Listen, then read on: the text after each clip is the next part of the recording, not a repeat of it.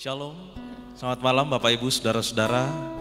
Selamat berjumpa kembali dalam ibadah virtual pada malam hari ini dari program Lentera Malam dari Jemaat Rantepau. Senang sekali malam hari ini kita bersyukur Tuhan masih memberikan kita kekuatan, kesehatan untuk boleh hadir bersama meskipun tidak secara langsung kita beribadah bersama, tapi kita yakin dan percaya bahwa Tuhan ada di tengah-tengah kita menuntun kita dalam peribadahan pada saat ini. Pada malam hari ini episode Jumat 10 September 2020 telah hadir bersama dengan kita Bapak Pendeta Alfred. Selamat malam Pak Pendeta. Selamat malam Cakra. Bagaimana kabar Pak? Sehat sampai hari ini. Luar biasa, kita bersyukur pertolongan Tuhan nyata bagi Pak Pendeta dan juga kita semua. Malam hari ini tema yang akan menuntun kita dalam peribadahan bersama Yesus di tepi sumur. Tema yang sangat menarik ini yang akan dibawakan oleh Pak Pendeta nanti. Ya, kenapa Yesus harus menjumpai perempuan, kenapa harus perempuan yang dipilih dan seterusnya. Itu nanti akan bersama-sama disampaikan Pak Pendeta untuk kita sekalian. Dan juga sudah hadir bersama dengan kita teman-teman kita yang luar biasa yang Tuhan kasih talenta untuk memuji memuliakan Tuhan melalui suara dan juga melalui keahlian bermain musik.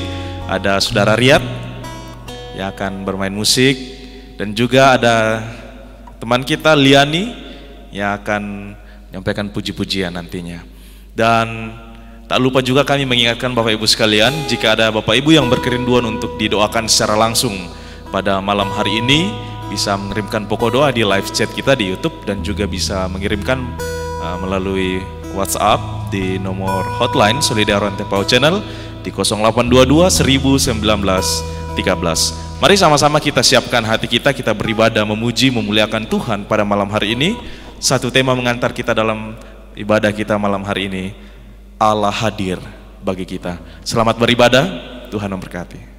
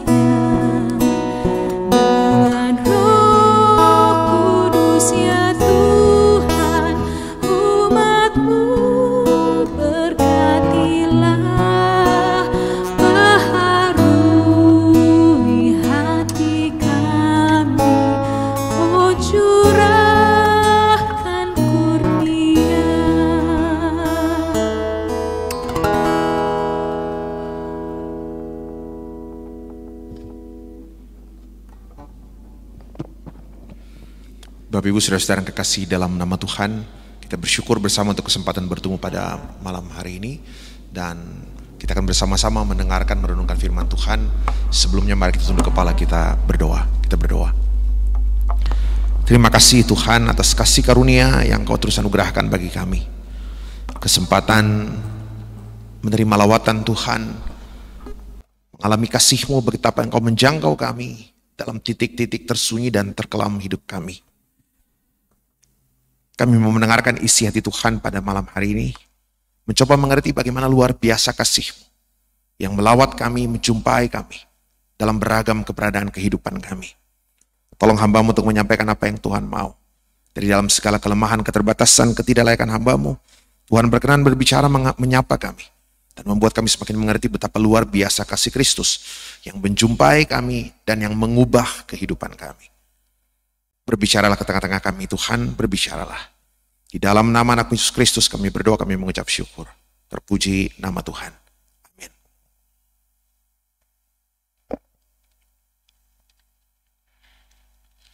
Bapak Ibu Saudara-saudara yang kekasih di dalam Tuhan Yesus Kristus, saya ingin bacakan satu bagian dari firman Tuhan dari Injil Yohanes pasal yang keempat.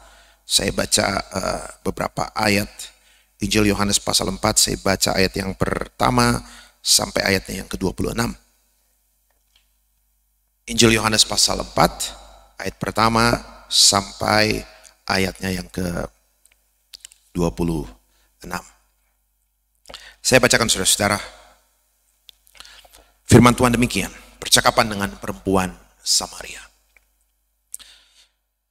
Ketika Tuhan Yesus mengetahui bahwa orang-orang Farisi telah mendengar bahwa ia memperoleh dan membaptis murid lebih banyak daripada Yohanes, meskipun Yesus sendiri tidak membaptis melainkan murid-muridnya, ia pun meninggalkan Yudea dan kembali lagi ke Galilea. Ia harus melintasi daerah Samaria. Harus bukan karena letak geografis, harus karena dia punya maksud untuk mampir di Samaria. Maka sampailah ia ke sebuah kota di Samaria yang bernama Sikar, dekat tanah yang diberikan Yakub dahulu kepada anaknya Yusuf. Di situ terdapat sumur Yakub. Yesus sangat letih oleh perjalanan. Karena itu ia duduk di pinggir sumur itu hari kira-kira pukul 12. Maka datanglah seorang perempuan Samaria hendak menimba air. Kata Yesus kepadanya, berilah aku minum. Sebab murid-muridnya telah pergi ke kota membeli makanan. Maka kata perempuan Samaria itu kepadanya, masakan engkau seorang Yahudi minta minum kepadaku seorang Samaria? Sebab orang Yahudi tidak bergaul dengan orang Samaria.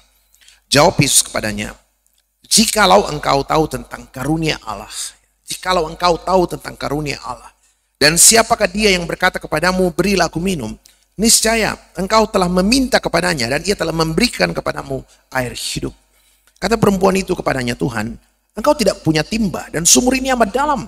Dari manakah engkau memperoleh air hidup itu? Adakah engkau lebih besar daripada bapa kami Yakub yang memberikan sumur ini kepada kami dan yang telah minum sendiri dari dalamnya ia serta anak-anaknya dan ternaknya? Jawab Yesus kepadanya, barang siapa minum air ini, ia akan haus lagi. Tetapi barang siapa minum air yang akan kuberikan kepadanya, ia tidak akan haus untuk selama-lamanya. Sebaliknya, air yang akan kuberikan kepadanya akan menjadi mata air di dalam dirinya, yang terus-menerus memancar sampai kepada hidup yang kekal. Kata perempuan itu kepadanya, Tuhan, berikanlah aku air itu supaya aku tidak haus dan tidak usah datang lagi ke sini untuk menimba air. Kata Yesus kepadanya, pergilah, panggillah suamimu dan datang ke sini. Kata perempuan itu, aku tidak mempunyai suami. Kata Yesus kepadanya, tepat katamu bahwa engkau tidak mempunyai suami, sebab engkau sudah mempunyai 5 suami dan yang ada sekarang padamu bukanlah suamimu. Dalam hal ini engkau berkata benar. Kata perempuan itu kepadanya, Tuhan, nyata sekarang kepada aku bahwa engkau seorang nabi. Nenek moyang kami menyembah di atas gunung ini, tetapi kamu katakan bahwa Yerusalemlah tempat orang menyembah. Kata Yesus kepadanya, percayalah kepadaku, hai perempuan, saatnya akan tiba bahwa kamu akan menyembah Bapa bukan di gunung ini, bukan juga di Yerusalem. Kamu menyembah apa yang tidak kamu kenal, kami menyembah apa yang kami kenal. Sebab keselamatan datang dari bangsa Yahudi. Tetapi saatnya akan datang dan sudah tiba sekarang, bahwa penyembah-penyembah benar akan menyembah Bapa dalam roh dan kebenaran. Sebab Bapa menghendaki penyembah-penyembah demikian. Allah itu roh. Barang siapa menyembah dia, harus menyembahnya dalam roh dan kebenaran. Jawab perempuan itu kepadanya, aku tahu bahwa Mesias akan datang yang disebut juga Kristus. Apabila ia datang, ia akan memberitakan segala sesuatu kepada kami. Kata Yesus kepadanya, akulah dia yang sedang berkata-kata dengan engkau. Saudara-saudara yang kekasih dalam Tuhan, kita bisa teruskan cerita itu ke bawah dan kita boleh melihat ending dari cerita itu, bagaimana Tuhan kemudian mengubah perempuan itu menjadi seorang pemberita Injil. Ya, orang Samaria banyak yang percaya pada Kristus karena pemberitaan wanita yang dijumpai Tuhan Yesus di tepi sumur Yakub jam 12 siang. Saudara-saudara, boleh disebutkan dia misionaris pertama nih ya, di dalam Alkitab diceritakan ya. Nah, saudara-saudara, saya pikir ada banyak pesan menarik dari cerita ini, tapi terkait dengan tema bersama pada malam hari ini, satu pertanyaan penting itu gini, satu pertanyaan mendasar adalah, apa yang Tuhan mau saya tahu tentang kasih Tuhan, tentang cara Tuhan bekerja, ketika secara sengaja Tuhan memilih seorang perempuan dengan masa lalu yang sangat kelam untuk kemudian Tuhan pakai menjadi seorang pemberita Injil? Itu pertanyaan pentingnya. Apa yang Tuhan mau saya pahami tentang kasih Tuhan, tentang metode Tuhan bekerja, tentang cara Tuhan berkarya, ketika sekali lagi secara sengaja, bukan nggak sengaja gitu ya, secara sengaja, bukan kebetulan, bukan tidak di planning sebelumnya. Secara sengaja Tuhan memilih seorang wanita dengan masa lalu yang sangat buruk untuk Tuhan pakai menjadi seorang pemberita Injil yang luar biasa. Itu pertanyaan pentingnya. Kalau baca firman Tuhan ini saudara-saudara, ya masa lalunya saya pikir jelas sekali ya. Firman Tuhan katakan dia sudah 5 kali bersuami. Coba bayangkan saudara-saudara. Ya, bayangkan tuh, dia sudah 5 kali bersuami. Jadi saya bisa bayangkan ini menarik sekali. Tidak ada perempuan lain yang lebih bagus Pak Pendeta. Itu kalau dia diusulkan jadi majelis gereja ini bisa nggak lulus nih, gitu ya. Ya kan, gimana ceritanya 5 kali bersuami gitu loh. Dan yang sekarang dengannya bukan suaminya gitu. Itu coba bayangkan tuh. Jadi dia sedang menuju ke suami ke-6 nih. Karena kau sudah mempunyai 5 suami dan yang sekarang denganmu bukan suamimu gitu. Itu menarik menurut saya. Jadi dia sedang menuju ke calon suami ke-6. Pertanyaannya sederhana. Apa yang Tuhan mau saya tahu sekali lagi? Ketika secara sengaja Tuhan memilih seorang wanita dengan masa lalu yang sangat buruk, sangat hitam, sangat kelam untuk Tuhan pakai menjadi seorang pelayan pemberita Injil Yesus Kristus. Tidak ada yang lebih berkompeten gitu. Tidak ada yang lebih baik. Tidak ada yang lebih saya bisa bayangkan nggak ada yang lebih punya kompetensi, lebih punya masa depan yang jelas, bibit bobot bebetnya semua jelas gitu. Nggak ada yang lebih bagus. Nah, saudara-saudara yang kekasih dalam Tuhan, saya pikir ada 2 hal yang menarik. Saya ingin bicara pada kesempatan malam hari ini, paling tidak tentang 2 hal, tentang bentuk kasih Kristus dan tentang bagaimana Allah bekerja di dalam kehidupan kita. Yang pertama, saudara-saudara, yang menarik, coba lihat, perhatikan cerita ini. Diceritakan, Injil Yohanes itu bercerita, lokasinya detail dan jam bertemunya pun detail. Apa yang menarik? Yang pertama adalah, coba lihat, perempuan ini datang ke sumur jam 12 siang. Dia datang ke sumur jam 12 siang. Pertanyaannya adalah, ngapain perempuan datang ke sumur jam 12 siang? Sekarang udah jarang sumur, tapi dulu saya masih SMP, masih sering ke sumur gitu loh. Kita tahu sumur itu pagi kalau nggak pagi ya sore gitu loh. Tunggu saat matahari tidak terik, tidak panas. Tapi yang luar biasa, perempuan ini datang ke sumur jam 12 siang gitu loh. Pertanyaannya, kenapa dia datang jam 12 siang? Saya pikir sederhana. Dia menunggu saat sepi. Kenapa menunggu saat sepi? Jelas dia menunggu saat sepi. Karena apa? Masa lalunya gitu. Kan gak enak gitu loh. Dia datang ke sumur pada saat ramai, orang bilang, "Woi, siapa itu? Itu kan yang sudah 5 kali bersuami." Yang mana ke suaminya itu? Tahun lalu kayaknya yang gemuk-gemuk. Kenapa sekarang kurus-kurus? Dan saudara coba bayangkan ya. Saya pikir kalau dia ditanya kenapa dia menunggu datang pada saat sumur sepi, alasannya sederhana. Jelas sekali. Sebab apa? Dia tidak mau ketemu orang. Kenapa dia tidak mau ketemu orang? Sebab apa? Masa lalunya yang sangat kelam begitu membebani. Dia nggak tahan jadi gunjingan orang. Dia nggak tahan jadi gunjingan tetangga. Dia nggak tahan jadi bahan gosip orang. Coba bayangkan. Bagaimana dia nggak mungkin datang berjumpa dengan orang? Sebab apa? Masa lalunya yang sangat buruk membuat dia tidak punya kepercayaan diri untuk kemudian bisa berjumpa dengan orang lain. Masa lalunya sangat buruk. Ya. Coba bayangkan 5 kali bersuami dan yang ada sekarang dengannya bukan suaminya. Waduh. Coba bayangkan tuh. 5 kali bersuami dan yang sekarang dengannya bukan suaminya. Jadi kira-kira calon suami ke-6 gitu. Nah, tapi yang luar biasa saudara-saudara, dia datang jam 12 siang, dia berusaha menghindar dari orang, tapi yang ternyata adalah apa? Betul, dia bisa menghindar dari orang lain, tapi ketika dia berjumpa dengan Yesus, Tuhan mau perlihatkan satu hal bahwa apa? Saya bisa menghindar dari orang, tapi ternyata saya tidak mungkin menghindar dari Tuhan. Saya bisa lari dari orang, saya bisa lari dari panggilan orang, tapi saya nggak mungkin lari dari panggilan Tuhan. Saya bisa menghindar untuk bertemu dengan orang lain, tapi saya nggak mungkin menghindar untuk berjumpa dengan Tuhan. Apa yang menarik? Dia datang jam 12 siang, Tuhan juga datang jam 12 siang. Saya bilang kalau dia mau datang subuh-subuh, Tuhan juga datang subuh-subuh. Kalau dia mau datang midnight, tengah malam, Tuhan juga pasti datang tengah malam, saudara-saudara. Nah, apa yang menarik, saudara-saudara? Buat saya itu hal yang luar biasa, ya.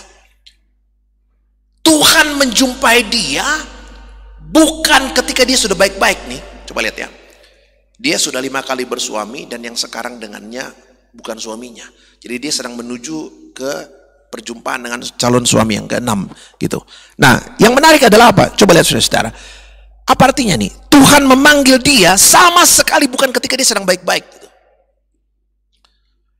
Tuhan panggil dia bukan ketika dia sudah ada perubahan dan segala macam. Yang menarik adalah apa? Tuhan menjumpai, menemui dia bahkan ketika dia sedang jauh-jauhnya dari Tuhan. Tuhan memanggil dia, menjumpai dia, memakai dirinya, bercakap dengannya di tepi sumur. Justru ketika belum sama sekali ada tanda pertobatan, tapi justru sedang semakin jauh dari Tuhan. Dan bos inilah kasih Allah, saudara-saudara. Roma 5 ayat 8 mengatakan seperti ini. Allah menunjukkan kasih-Nya kepada kita oleh karena Kristus telah mati untuk kita when you still in your sin. Coba bayangkan. Roma 5 ayat 8. Allah mengasihi dirimu, Allah mati untuk dirimu, Kristus mati untuk kita bukan ketika kita sudah baik-baik, tapi ketika kita masih berdosa. Kristus mengasihimu, mencintaimu, memanggilmu bahkan when you still in your sin. Bahkan belum ada tanda-tanda perubahan. Saudara ingat, Paulus itu dipanggil Tuhan. Ya, Rasul Paulus itu dipanggil Tuhan pertama kali ketika dia sedang dalam perjalanan menuju ke Damsyik. Bikin apa ke Damsyik? Membunuh orang Kristen. Coba bayangkan tuh. Tuhan panggil dia bukan ketika dia sudah baik-baik. Paulus itu dipanggil Tuhan, Saulus waktu itu namanya, dipanggil Tuhan ketika dia sedang dalam perjalanan menuju ke Damsyik. Bikin apa ke Damsyik? Membunuh orang Kristen, menganiaya Tuhan. Makanya ingat di dalam kisah para rasul, ketika Tuhan panggil Saulus, Tuhan Yesus bilang begini, Saulus, Saulus. Saulus jawab, siapa engkau Tuhan? Apa jawab Tuhan Yesus tuh? Mengapa engkau menganiaya aku? Coba bayangkan. Tuhan panggil Paulus bukan ketika dia sudah baik-baik, bukan. Tuhan panggil Paulus bahkan ketika dia sedang benci-bencinya kepada Tuhan. Tuhan panggil Paulus bahkan ketika dia sedang jahat-jahatnya pada Tuhan. Tuhan mencintai Paulus, mengasihi Paulus bahkan ketika Paulus benci kepada Tuhan, bahkan ketika Paulus nggak mau tahu sama sekali tentang Tuhan. Buat saya luar biasa. Ketika Tuhan secara sengaja memanggil perempuan ini dengan masa lalu yang sangat kelam, secara sengaja menjumpai dia jam 12 siang di tepi sumur Yakub. Buat saya Tuhan sedang memperlihatkan satu pesan penting tentang kasih Allah. Bahwa apa? Tuhan mengasihimu bahkan ketika engkau seringkali abai terhadap panggilannya. Tuhan menjumpai dirimu bahkan ketika kau jauh dari Tuhan. Saya bisa menghindar dari Tuhan. Saya ingat cerita Yunus ya. Ketika Tuhan meminta dia pergi ke Niniwe, dia lari ke Tarsis. Pertanyaannya, ketika dia disuruh Niniwe, dia lari ke Tarsis. Pertanyaannya, reaksi Tuhan apa? Ketika disuruh ke Niniwe, dia lari ke Tarsis, naik kapal ke Tarsis. Pertanyaannya, reaksi Tuhan apa? Apa Tuhan bilang, ya udah terserah lu Petrus, nggak mau dipanggil, ya udah masih banyak yang lain? Enggak. Ketika Tuhan panggil dia dan dia lari ke Tarsis, apa yang terjadi? Tuhan kejar ke Tarsis. Dia naik kapal, Tuhan goncangkan kapalnya. Dia dibuang ke dasar laut, dia harus terbuang ke dasar laut sampai ke dasar lautan. Apa yang terjadi? Saya lihat ya, Tuhan mengejar Yunus sampai ke tempat dia nggak mungkin lari lagi dari Tuhan. Itu luar biasa, saudara-saudara. Menurut saya ini satu hal yang menarik sekali tentang kasih Tuhan. Ya, 1 Yohanes 4 ayat 10 firman Tuhan katakan, inilah kasih itu, bukan kita yang mengasihi Allah, tapi Allah yang telah mengasihi kita. Dan menurut saya inilah pesan penting Injil. Bukan manusia yang mencari Tuhan, tapi Tuhan yang mencari manusia. Itulah pesan penting Injil yang membuatnya beda dengan semua yang lain. Allah yang berinkarnasi jadi manusia. Allah yang menjadi manusia itu hanya ada dalam kekristenan. Gak ada yang di tempat lain. Allah yang menjadi manusia, Allah yang menjumpai manusia. Bahkan ketika manusia nggak mau tahu tentang Tuhan. Saudara, buat saya luar biasa. Kasih Tuhan. Perempuan dengan masa lalu yang sangat buruk mau menghindar dari Tuhan. Tidak. Tuhan temui dia. Menurut saya itu luar biasa. Banyak kalau teman-teman kita ingat ya. Kisah dalam, kalau ingat cerita domba yang hilang. Ya, domba yang hilang dalam Injil Lukas pasal 15. Kalau misalnya ayatnya bisa ditayang di TV. Injil Lukas pasal 15 saudara-saudara. Itu kisah tentang domba yang hilang. Menarik sekali kan. Saya pernah tanya gini. Kalau ada domba yang hilang, nih pertanyaannya nih, Bapak Ibu Saudara-saudara, kalau ada domba yang hilang, apa yang domba itu bisa perbuat supaya kembali kepada gembalanya? Itu pertanyaannya. Kalau ada domba yang hilang, apa yang domba itu bisa perbuat supaya kembali kepada gembalanya? Apa yang domba itu bisa perbuat supaya untuk kembali kepada gembalanya? Coba lihat ya. Lukas 15, dia bilang gini saudara-saudara. Saya bacakan. Mulai ayat 3. Ya, 15 ayat 3. Lukas 15 ayat 3. Lalu ia mengatakan perumpamaan ini kepada mereka. Siapakah di antara kamu yang mempunyai 100 ekor domba, dan jikalau ia kehilangan seekor di antaranya, tidak meninggalkan yang 99 ekor di padang gurun, dan pergi mencari yang sesat itu sampai ia menemukannya. Coba lihat ya. Di layar ada tuh. Ya. Siapakah di antara kamu yang mempunyai 100 ekor domba, dan jikalau ia kehilangan, ia tidak meninggalkan yang 99 ekor di padang gurun dan pergi mencari yang sesat. Yang punya domba siapa? Gembala. Yang kehilangan siapa? Gembala. Yang pergi mencari siapa? Gembala. Yang menemukan gembala. Dan kalau ia, ayat 5, dan kalau ia menemukannya, ia meletakkannya di atas bahunya dengan gembira, dan setibanya di rumah ia memanggil sahabat-sahabatnya dan tetangga-tangganya untuk bersuka cita. Bersuka cita bersama-sama dengan aku, sebab dombaku yang hilang itu telah kutemukan. Ada orang bilang, Pak Pendeta, waduh saya bersyukur saya sudah menemukan Tuhan. Saya bilang, salah, bukan kau yang menemukan Tuhan, kau ditemukan. Coba bayangkan ya. Saya bilang ini bukan cerita domba yang hilang nih sebenarnya. Kalau mau taruh judul nih, bukan domba yang hilang, gembala yang baik gitu. Gembala yang meninggalkan 99 ekor, gembala yang pergi mencari, gembala yang pergi menemukan, dan setelah dia menemukan, dia taruh di pundaknya. Coba bayangkan. Apa yang domba bisa lakukan? Tidak ada. Domba di tengah serigala itu betul-betul luar biasa. Ya. Gak mampu mempertahankan hidupnya. Dia 100% bergantung pada kasih karunia dan inisiatif seorang gembala yang baik. Nah, saudara-saudara yang kekasih di dalam Tuhan Yesus Kristus. Jadi itu satu hal yang menarik pertama. Kalau ditanya pesan apa yang Tuhan mau perlihatkan dari cerita percakapan atau panggilan Tuhan atas diri perempuan Samaria menjadi seorang pemberita Injil, meskipun masa lalunya sangat kelam, pesan penting pertama adalah ini memperlihatkan tentang kasih Allah, kasih yang bersedia menjumpai kita di titik terkelam hidup kita, titik terpahit hidup kita, titik tersuram hidup kita. Tuhan bersedia dari sana. Bahkan ketika saya mencoba jauh dari Tuhan, Tuhan menjumpai kita. Itu yang pertama, saudara-saudara. Yang kedua, ketika Tuhan bisa mengubah seorang wanita dengan masa lalu yang sangat kelam untuk Tuhan pakai menjadi seorang pemberita Injil yang luar biasa. Menurut saya Tuhan sedang mengajarkan satu hal yang luar biasa. Bahwa apa? Kasih Tuhan itu luar biasa. Kasih Tuhan yang bisa mengubah kita itu luar biasa. Seburuk apapun masa lalu kita, sekelam apapun hari kemarin kita, Tuhan bisa membuat hari depanmu itu terang benderang luar biasa. Nah, saudara-saudara, saya mau perlihatkan satu bagian Alkitab yang sangat menarik juga terkait dengan wanita, dengan masa lalu yang kelam, dan menurut saya ini luar biasa. Ayat ini ditempatkan di paling pertama, bagian yang paling pertama dari Perjanjian Baru, bagian paling pertama dari Perjanjian Baru. Jadi sebelum bicara tentang Perjanjian Baru, cerita tentang Kristus, yang paling pertama dicerita adalah ini. Coba buka Matius pasal 1, Bapak Ibu Saudara-saudara. Injil Matius pasal yang pertama, saya bacakan nih, ini bagian yang menarik sekali.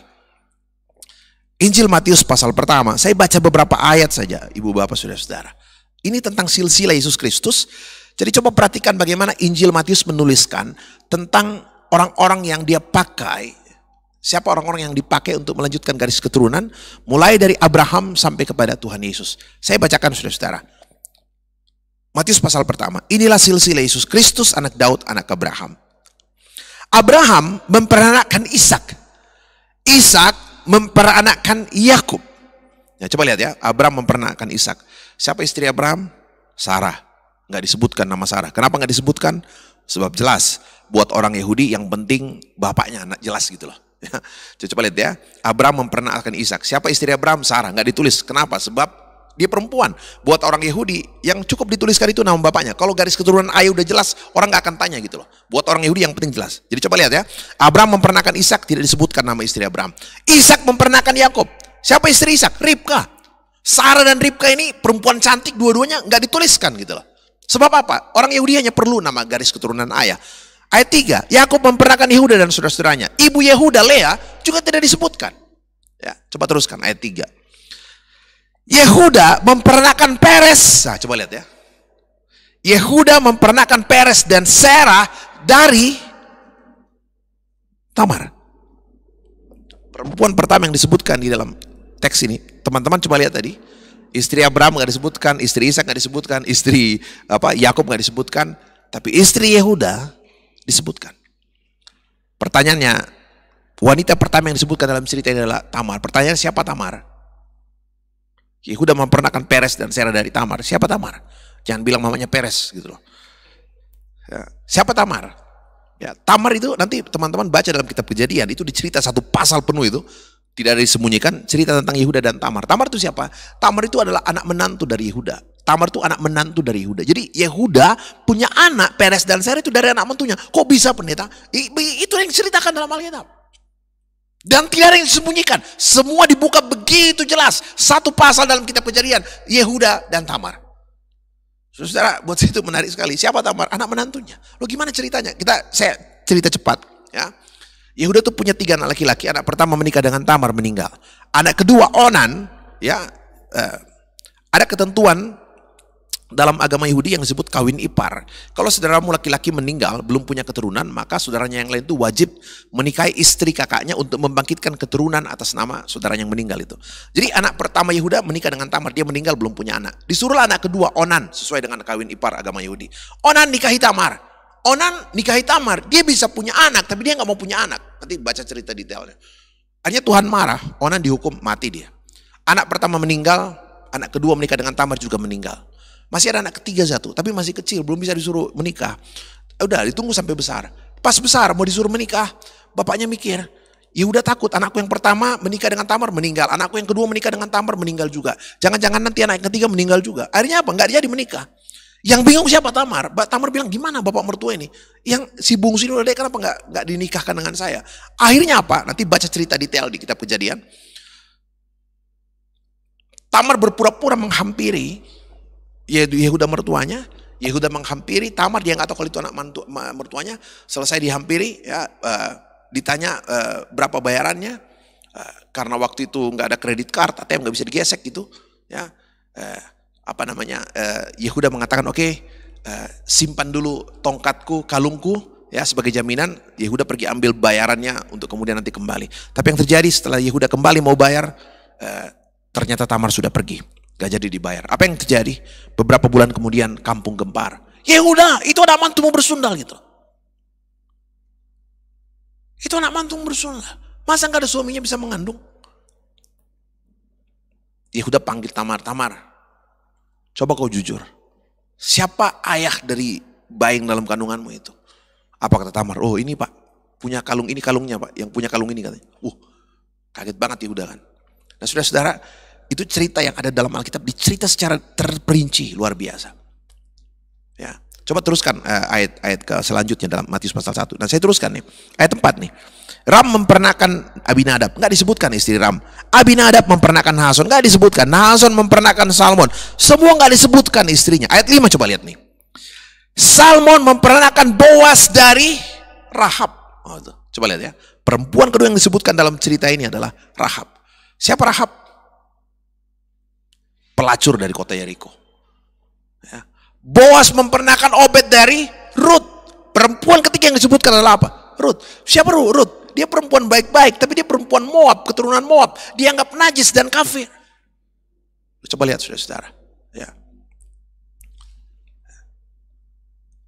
Dia memperanakan Obed dan Rut. Obed dan Isai. Ayat 6. Apa yang firman Tuhan katakan? Ayat 6. Ayat 6. Isai memperanakan Raja Daud. Daud memperanakan Salomo dari istri Uria. Tuh, Betsheba. Wanita keempat yang disebutkan itu adalah Betsheba. Saudara-saudara coba lihat ya. Tidak perlu, silsilah orang Yahudi itu nggak perlu menuliskan, nggak perlu tuliskan nama perempuan. Cukup ayahnya. Kalau sudah jelas bapaknya, orang nggak akan tanya siapa ibunya gitu loh. Jadi tidak perlu tuliskan nama ibu. Tapi secara sengaja nih, secara sengaja Injil Matius menuliskan 4 nama perempuan yang 4-4-nya punya satu kesamaan. Itu apa? 4-4-nya punya masa lalu yang buruk dan kelam. Artinya apa saudara-saudara? Kalau hari ini Tuhan menuliskan 4 nama perempuan ini dalam silsilah Yesus Kristus, pesan penting yang Tuhan mau katakan adalah apa? Seburuk apapun masa lalumu, sekelam apapun hari kemarin, Tuhan selalu sanggup mengubah hari depanmu, menganugerahkan hari depan yang terbaik untuk setiap anak-anak Tuhan. Saudara-saudara, kasih karunia Tuhan itu luar biasa. Kita bersyukur kalau hari ini kita boleh terus menapaki hidup sampai pada titik ini. Apapun persoalan hari ini, apapun perjalanan masa lalu kita, hari ini firman Tuhan mau katakan, Tuhan selalu bersedia menjumpaimu. Tuhan mencari saudara di titik-titik tersepi dalam hidup kita. Tuhan mau mengubah kita. Seburuk apapun hari kemarin, seberat apapun pergumulan hari-hari kemarin, dalam kasih karunia Tuhan selalu ada hari depan yang terbaik. Tuhan menolong, Tuhan beserta dengan saudara sekalian. Selamat malam, Tuhan memberkati. Amin.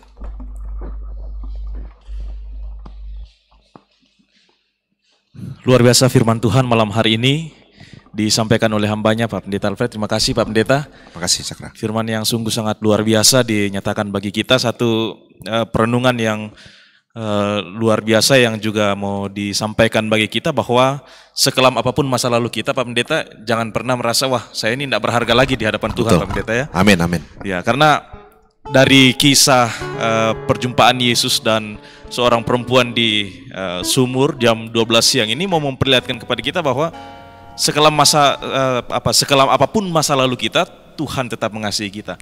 Luar biasa kasih Tuhan mau menegaskan bagi kita sekalian bahwa Dia adalah kasih. Luar biasa firman Tuhan pada malam hari ini kembali meneguhkan kita, kembali menguatkan iman kita bahwa Allah sungguh mengasihi kita. Bapak Ibu saudara-saudara yang dikasihi Tuhan, sebelum kita masuk dalam doa syafaat pada malam hari ini, kami mengingatkan kembali jika ada Bapak Ibu yang rindu untuk didoakan secara khusus, secara langsung pada malam hari ini, sekali lagi bisa mengirimkan pokok doa di live chat ataupun di nomor hotline Solideorante Pau Channel yang tertera di layar kaca Bapak Ibu saudara-saudara sekalian. Baik, sebelum kita masuk dalam doa syafaat, satu pujian pilihan terbaikku akan dibawakan oleh saudara-saudara kita.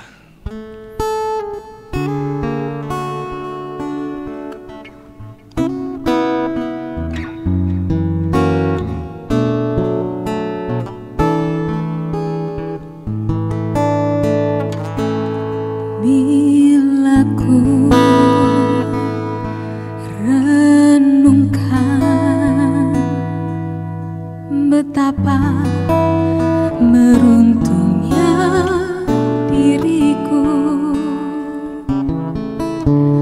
ku dapat mengenalmu dan merasakan kasihmu. Bila ku bayangkan mengapa kau menyelamatkanku, ku bersyukur selalu kau ada dalam hidupku. Walau saat ini dunia tak mengerti mengapa hatiku mengasihimu, suatu saat nanti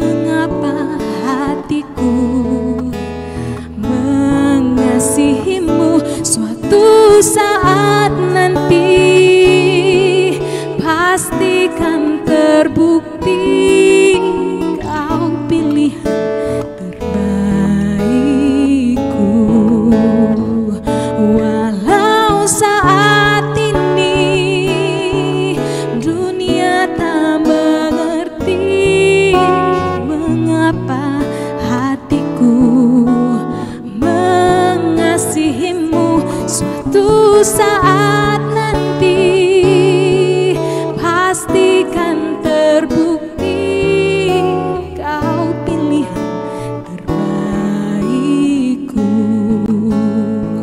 Suatu saat nanti pastikan terbukti kau pilihan terbaikku.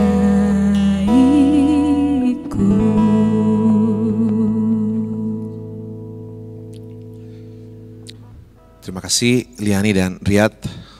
Kita akan bersama-sama berdoa untuk sejumlah saudara-saudara kita. Beberapa dari mereka harus dirawat di rumah sakit, beberapa dari mereka mengalami sukacita, beberapa dari mereka mengalami pergumulan. Kita mau bersahati malam hari ini. Dari berbagai tempat kita menaikkan doa dan kita percaya Tuhan mendengarkan setiap doa dan permohonan kita. Saudara-saudara, mari kita tunduk kepala, kita berdoa. Tuhan, terima kasih.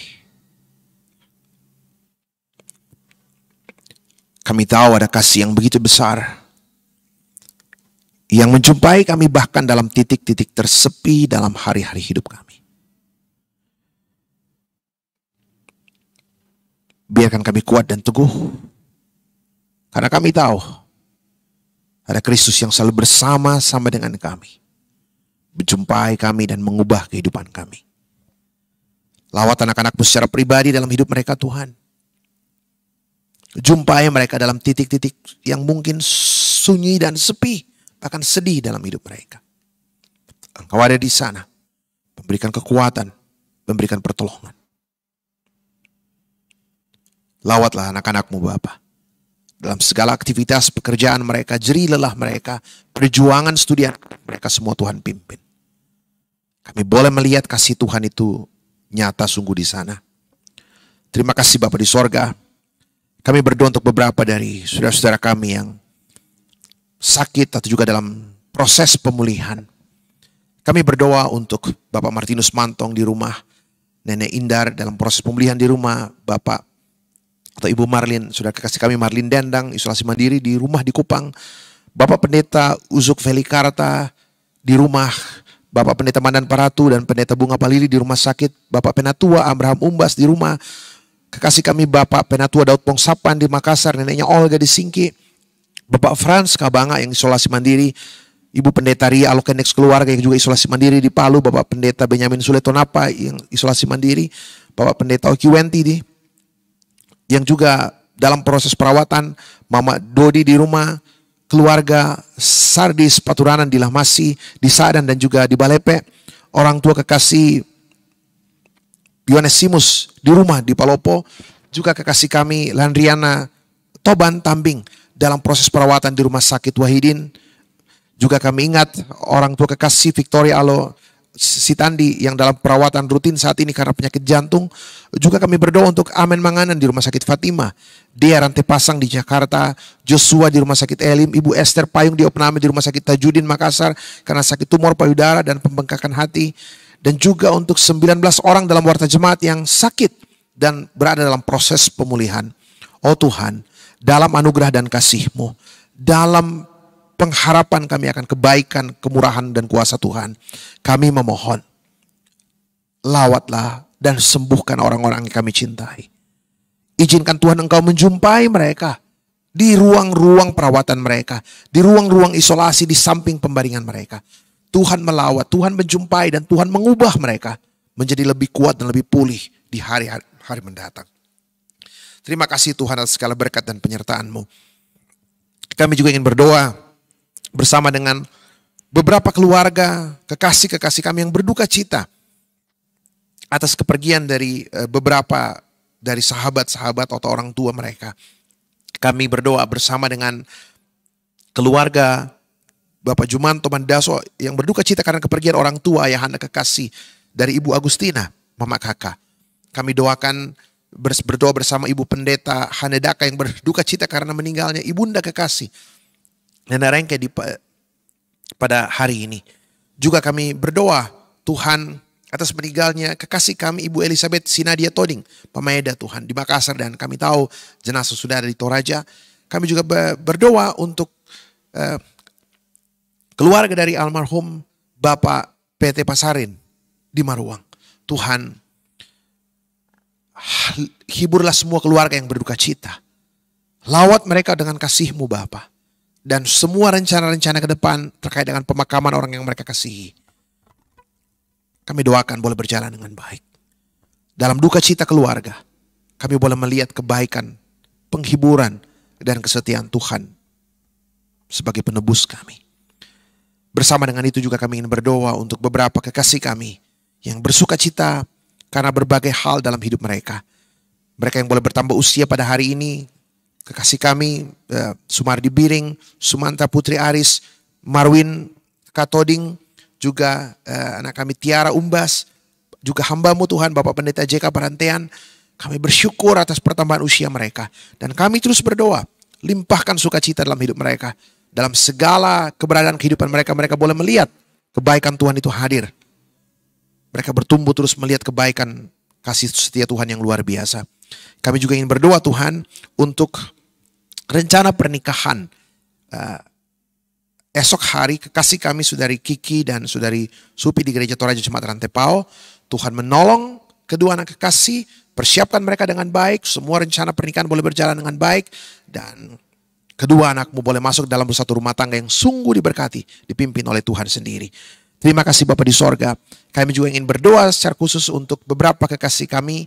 Bapak Benyamin bersama dengan tim dalam tugas pengamanan di site PT Kriya Nugraha di Kolaka, Kabupaten Kolaka, Sulawesi Tenggara. Engkau melawat hamba-Mu bersama dengan seluruh tim dalam tugas pengamanan di sana. Juga kekasih kami Yanti Tandi yang akan mengikuti ujian seleksi P3K Guru pada hari Senin lusa. Tuhan menolong, Tuhan berikan ketekunan, hikmat dan kesehatan. Dia boleh melalui semua proses ujian itu dengan sebaik-baiknya. Dan kami juga ingin bersyukur bersama dengan segenap keluarga dari kakeknya Demo, dan kami berdoa karena semua pemakaman boleh berjalan dengan baik. Untuk istri terkasih yang ditinggalkan juga saudara kekasih kami Demo tetap semangat dalam semua pelayanan mereka di Jemaat Elim Rate. Terima kasih Bapa atas kasih-Mu yang kami tahu tidak pernah berkesudahan. Terus menjadi bagian hidup kami dari hari ke hari. Lawat anak-anak-Mu secara pribadi dalam beragam ruang kehidupan mereka. Tuhan ada di sana, menolong dan memberkati dalam semua kelanjutan kehidupan ke depan.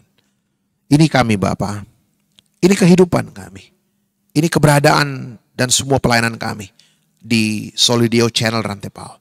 Tuhan berkati jerih lelah dan pelayanan semua anak-anak-Mu, Majelis Gereja Jemaat Rantepao, dan apa yang kami kerjakan ini menjadi sebuah hal yang indah dan berkenan dalam pandangan Tuhan. Ini kami Tuhan, ini hidup kami, ini saudara-saudara kami, orang tua kami, saudara-saudara kami, anak-anak kami. Dalam beragam keberadaan hidup mereka, semuanya kami letakkan ke dalam tangan kasih-Mu. Tuhan mendengarkan. Di dalam nama anak Yesus Kristus kami berdoa. Terpuji nama Tuhan. Amin.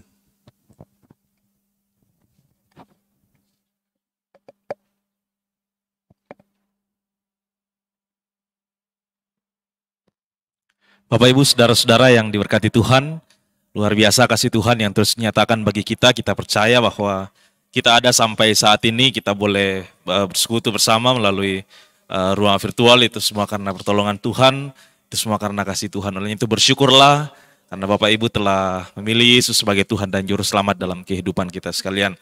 Dan demikianlah ibadah kita melalui Lentera Malam pada saat ini. Dan terima kasih bagi Bapak Ibu saudara-saudara yang telah bergabung di program Lentera Malam pada malam hari ini, dan ada 214 orang yang sedang beribadah bersama-sama dengan kita. Dan izinkan saya untuk menyapa Bapak Ibu sekalian yang berkesempatan untuk menyampaikan pokok doa ataupun sekedar sapa-sapa Pak Pendeta di live chat kita pada malam hari ini. Ibu Yakolina Pamean, Bapak Yakobus Parinding, Ibu Alniani Asri, Bapak Julius Napitupulu, Ibu Hermin Bane Parimpung, Bapak Sardis Paturanan, Bapak Niko Palinggi, Ibu Damaris Rangan, Ibu Esther Parimpung,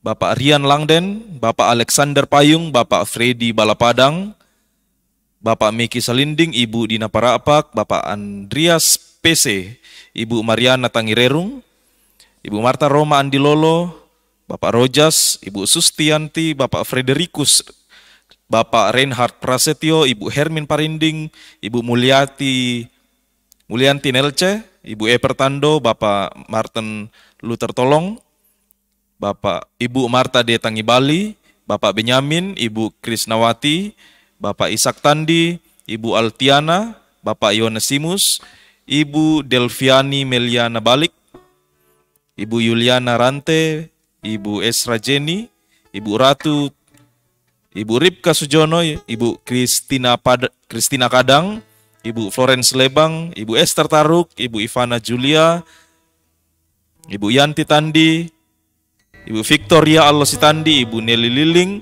Ibu Masau Palinggi, Bapak Joni Mantong, Bapak Nades Pongolin, Ibu Ria Parinding, Bapak Stepanus Sappe, Bapak Ito, Bapak Asno Ujun, Ibu Sarceruga, Bapak Ruben Sapu, Saudara Gabriela Resin, Bapak Hiskianus Simak, Ibu Herniwati Umbas, Ibu Justin Sampe, Ibu Yosepin Biu, Ibu Yakoba Rambak, Bapak Anton Sampe, Bapak Hendrik Allomelo, Bapak Mateus Manege, Ibu Linca Rerung Lele Padang, Ibu Nadila Gesela, Bapak Martin Sapsul, Ibu Diarisma Lebang Lince Barobo, Jamson Batara, Bapak Martinus Samparaya, Ibu Yusniati Topadang Turu Allo, Bapak Paulus Rante Tandung, Ibu Frike Pangerapan, Hartati Manggoti, Ibu Ripka Bumbungan, Ibu Yuli Tandilabi, Bapak Franz Robert, Ibu Neni Bungaranu, Esther Sangkung, Bapak Pendeta Oki Wenti Kombong, Ujun Batara, dan Ibu Meliaki. Terima kasih sudah berpartisipasi melalui live chat kita pada malam hari ini, dan kami terus mengingatkan Bapak Ibu sekalian untuk mengikuti program Lentera Malam di hari Senin, Rabu, dan Jumat setiap minggunya. Dan jangan lupa untuk terus mensubscribe akun YouTube Solido Rantepao Channel untuk tidak ketinggalan kegiatan-kegiatan atau ibadah-ibadah virtual dari Jemaat Rantepao. Demikian ibadah kita pada malam hari ini. Selamat beristirahat untuk kita semua. Tuhan Yesus memberkati. Dan satu pujian penutup yang akan kita lakukan pada malam hari ini, Tiang Awan, Tiang Api. Selamat beristirahat bagi kita sekalian. Tuhan Yesus memberkati.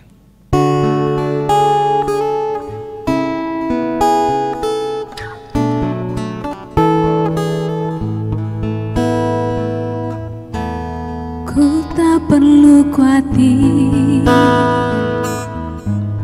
terhadap apapun.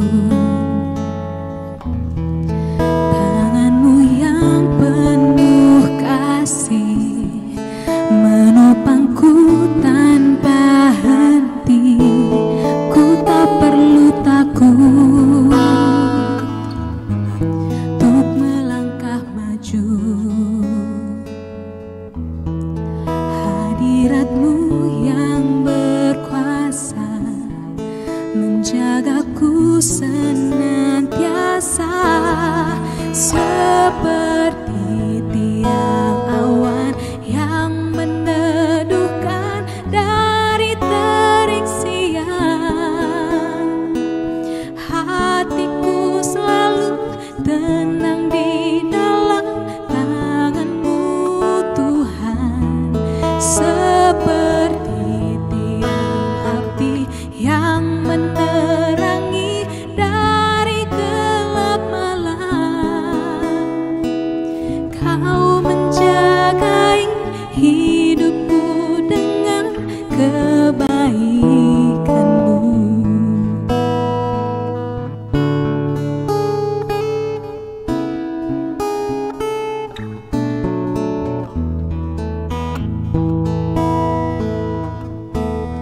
Ku tak perlu takut untuk melangkah maju. Hadirat-Mu yang berkuasa menjagaku senantiasa, seperti tiang awan yang menerangi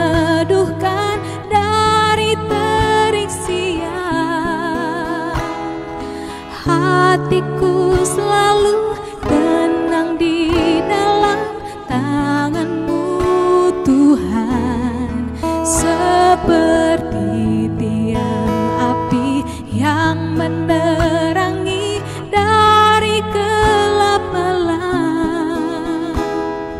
Kau menjagai hidupku dengan kebaikan-Mu.